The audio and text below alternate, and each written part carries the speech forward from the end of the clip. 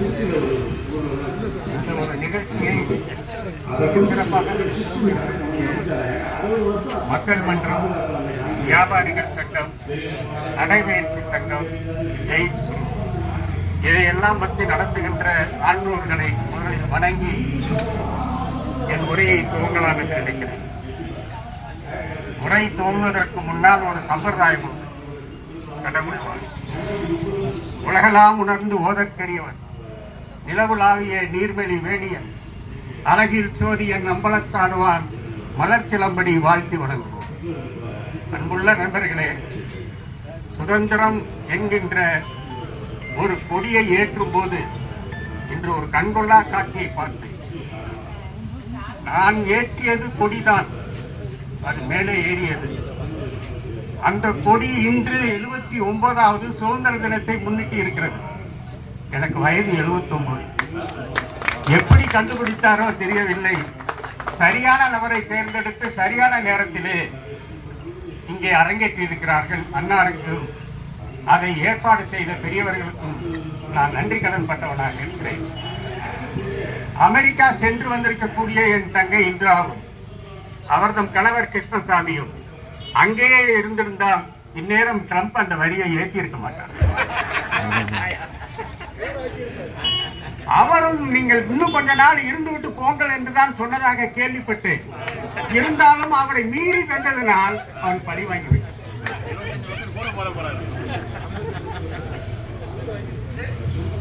நம்முடைய நாட்டிலே சிறந்த ஆன்றோர்கள், பெரியவர்கள், ஆன்மீகவாதிகள் நிறைய பேர் இருந்து சொற்பொழிவு ஆற்றியதன் பலனாகத்தான் அதை கேட்டவர்கள், கற்றவர்கள் வாழ்க்கையில் உயர்ந்திருக்கிறார்கள்.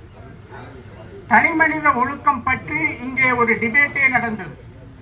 ஒருத்தர் ஆதரித்தார், ஒருத்தர் அது அப்படி அல்ல, நாம் உயர்ந்துதான் இருக்கிறோம் என்று சொன்னார்.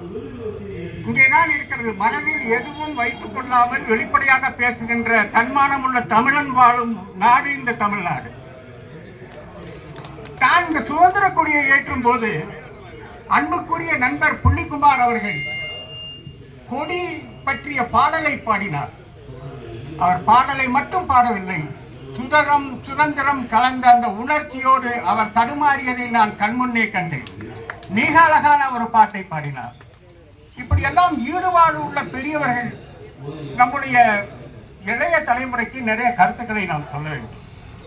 சுதந்திர தினத்திற்கு பாடுபட்டவர்களை, அதாவது சுதந்திர தினம் என்று சொல்வதை காட்டிலும் தியாகிகள் தினம் என்றுதான் குறிப்பிட வேண்டும். ஆனால் இவ்வளவு நேரம் நடந்த பேச்சுகளில் சுதந்திர தினத்திற்காக பாடுபட்டவர்களுடைய பெயர்கள் இங்கு ஒன்றுமே வரவில்லை. இருப்பினும் எல்லோருக்கும் தெரிந்ததுதான், திருப்பி திருப்பி அந்த பெயர்களை ஏன் சொல்ல வேண்டும்? சுதந்திரம் பெற்றிருக்கிறோம் என்றால் அந்த சுதந்திரத்தை பேணி காக்கின்றோம் என்று நாம் சொல்லிக் கொண்டிருக்கிறோம். சுதந்திரம் நாடுதான் பெற்றிருக்கிறது. நன்றாக சிந்தித்து பார்த்தால் சுதந்திரம் மனிதன் இன்னும் பெறவில்லை. சுதந்திரத்தை நாட்டில் வாழ்கின்ற தனி மனிதனுக்கு இன்னும் அடக்குமுறை இருக்கத்தான் செய்கிறது. ஏன்? தனிமனித ஒழுக்கம் இல்லை. ஆகவே தனிமனித ஒழுக்கம் இல்லை என்பதை அடக்குமுறை வாயிலாக நாம் அதை கற்றுக்கொண்டோம். கொடியேற்றும் போது அன்று ஆரஞ்சு மிட்டாய் கொடுத்தான். ஆரஞ்சு மிட்டாய்க்கு ஆயிரக்கணக்கான மக்கள் கட்டார்கள். ஆனால் இந்த கொடியேற்றுவதற்கு இனாமாக பணம் கொடுக்கப்படும் என்று சொல்லுங்கள், பல்லாயிரக்கணக்கான மக்கள் இங்கு வருவார்கள். ஏனென்றால் இலவசத்தின் தென்றல் காற்றில் நாம் கேட்டுக் கொண்டிருக்கிறோம். நாடு சுதந்திரம் அடைந்ததற்கு பின்னால் சுதந்திரத்துக்கு முன்னால் எப்படி இருந்தோம், சுதந்திரத்துக்கு முன்னால் நம்ம அடிமைப்பட்டிருந்தோம். சரியான உணவில்லை, சரியான சுகாதாரம் இல்லை, சரியான கல்வி இல்லை. ஆனால் சுதந்திரத்திற்கு பின்னால் எவ்வளவு ஒருவன் நாடு முன்னேறவில்லை என்று சொல்கிறானோ அவன் இந்த நாட்டில் இல்லை என்றுதான் நான் சொல்கிறேன்.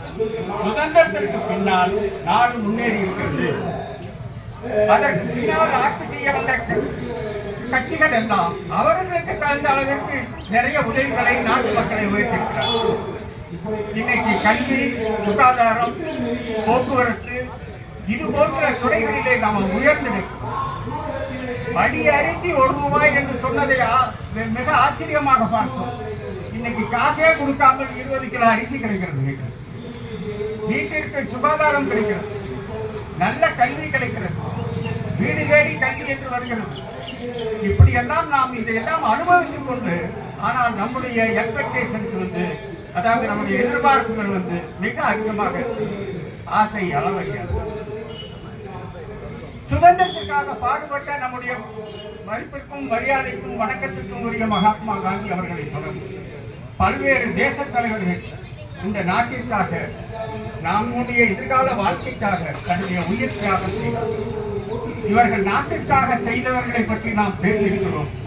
ஆனால் மொழிக்காக உயிர் நீத்த முத்துக்குமார் என்ற மாணவரை பற்றி இப்ப யாருமே பேசவில்லை.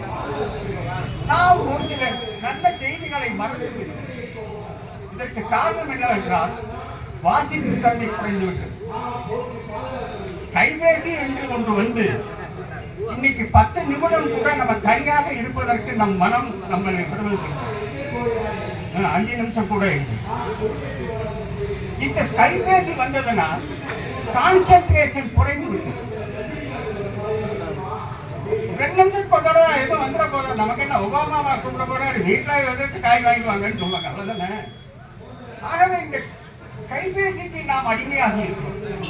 நாம் மட்டுமல்ல, குழந்தைகள் மிகவும் அடிமையாக. கைபேசி போன்றவையெல்லாம் கண்டுபிடித்து வந்தது மிகப்பெரிய அற்புதம் தான். அதனால் நிறைய பலன்களும் இருக்கத்தான் செய்கிறது. ஆனால் அந்த கைபேசிக்கு நாம் அடிமையாகி இருந்தாலும் கூட நம்முடைய குழந்தைகளை அடிமையாக்க கூடாது என்பதை வலியுறுத்துகிறேன். சுதந்திரத்தை பற்றி பேச வேண்டும் என்றால் அதெல்லாம் நூற்றுக்கணக்கான ஆண்டுகள் போராடி பெற்ற சுதந்திரம். நான் இது செல்லா ஐயா சொல்லுகிற 20 நிமிஷத்துல எல்லாம் பேச முடிய முடியாது. இருப்பினும் கூட்டத்திற்கு நம்ம கட்டுப்பட்டு நடக்க வேண்டும். வந்திருக்கிறவர்களுடைய பொறுமையை நம்ம சோதிக்க கூடாது. சுருங்க சொல்லி விளங்க வைக்க வேண்டும் என்கின்ற எண்ணத்தை கொண்டவன் நான். சுதந்திரத்திற்காக பாடுபட்ட எத்தனையோ நிகழ்வுகள் இருக்கிறது. அது ஓரிரு நிகழ்வுகளை மாத்திரம் இங்கு சுட்டிக்காட்ட விரும்புகிறேன். 1919ஆம் ஆண்டு ஜாலியன்வாலா பார்க் என்கின்ற ஒரு நிகழ்வு இந்திய சரித்திரத்திலேயே பொன்னெழுத்துக்களால் பொறிக்க வேண்டிய நிகழ்வு. 1919ஆம் ஆண்டு நம்முடைய மக்கள் எல்லாம் ஒன்று கூடி ஒரு பொதுக்கூட்டத்திற்கு ஏற்பாடு செய்திருந்தார்கள். அப்பொழுது ஜெனரல் டயர் என்பவர் ஆங்கிலேய ராணுவத்தில் இருக்கக்கூடியவர். ஜெனரல் டயர் என்பவர் இந்த மக்களை 1650 முறை சுட்டு அவர்களை வீழ்த்தி இருக்கிறார்.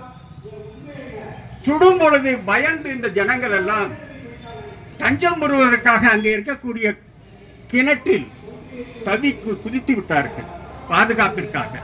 ஆனால் ஒருவர் பின் ஒருவர் குதித்ததனால் அந்த கிணறு சவக்கிணறாக மாறிவிட்டது. இந்த இன்னல்களை எல்லாம் பெற்றுத்தான் நமக்கு சுதந்திரம் ஆகி கொடுத்திருக்கிறார்கள். இதை நினைத்தாலே நெஞ்சம் குமுறும், பசித்தாலும் உணவருந்த மனசு வராது. இந்த டயர் என்பவர் இவ்வளவு ஒரு ஆக்ரோஷமான வேலையை செய்து முக்கிய காரணமாக இருந்தது அங்கே பஞ்சாப் கவர்னராக இருந்த ஓட் பேக் என்கின்ற கவர்னர் இந்த சுதந்திர போராட்டத்தில் நடக்கக்கூடிய கோஷங்களையும் இந்த மக்களுடைய உணர்ச்சியையும் என்னால் தாக்குப்பிடிக்க முடியவில்லை.